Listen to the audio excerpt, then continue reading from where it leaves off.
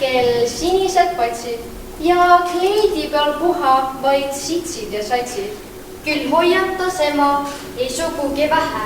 Saad vaata, et üksinda metsa ei lähe.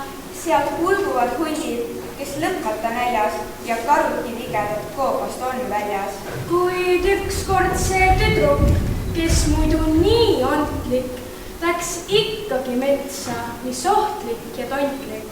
Ei tea, miks tal meelest läks manitsus range, kas hirm sai võitu või jonn oli kange.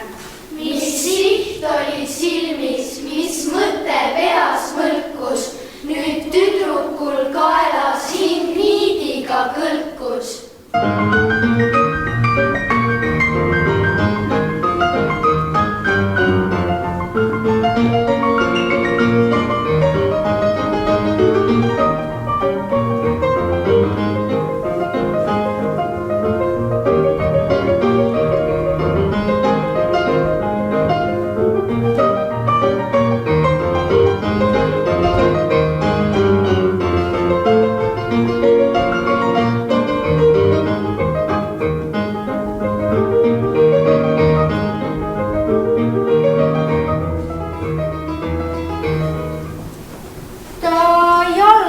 Metsal hämaraid radu ja pea kohal okstes rong kuulutas kadu.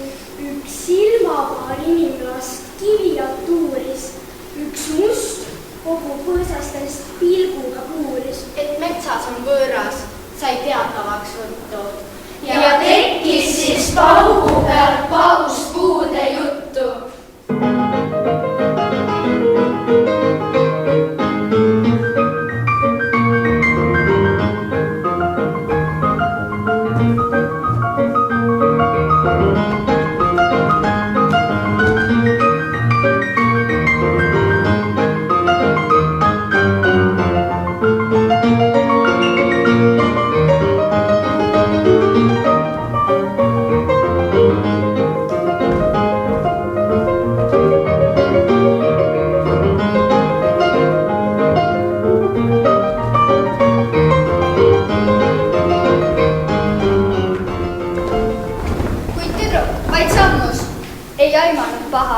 Käs lõhnu ja jälgi jäi kõikjale maha. Veid mööda kannule jõudis üks karu, kel tugevust rohkem kui tarkust ja aru. Ja ilmel, mis kuulutas pahandust paksu, loom nõudis talt metsadel käimise maksu.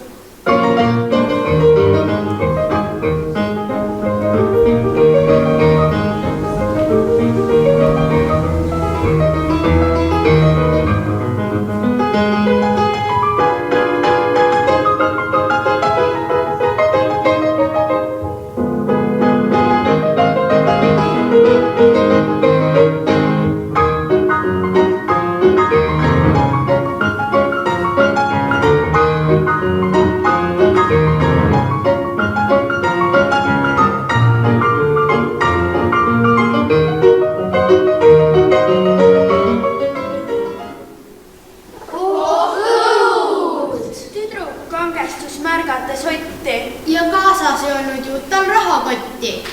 Noh, kui pole raha, Ott kirjutas laupa, siis teeme sinuga teistmoodi kaupa. Mul mu suusa anna ja turje masseeri, muud rohkemas tasuks sult rohkem ei kasseeri. Laps silmitsas koonu, mis musu talt noris ja katkutud kasukalt väärsenud koris. Taas pahamel süttis, läks kopsule maksa. Ma midagi sulle ma murjan ei maksa. Nii käratas ta, et hääl kaugele kandis. Ja karule siis sõrma kiirugi andis.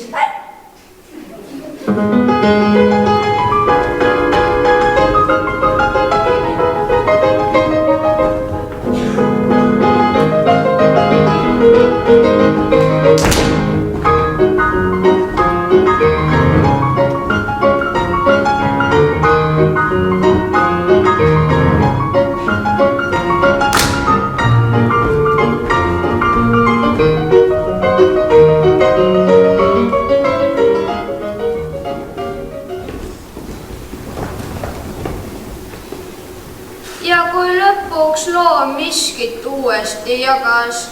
Siis laps juba pooleltel kodusse plagas. On tüüpe, kes endaga kannavad ohtu. Ja vaata, et nendega sina ei kohtu.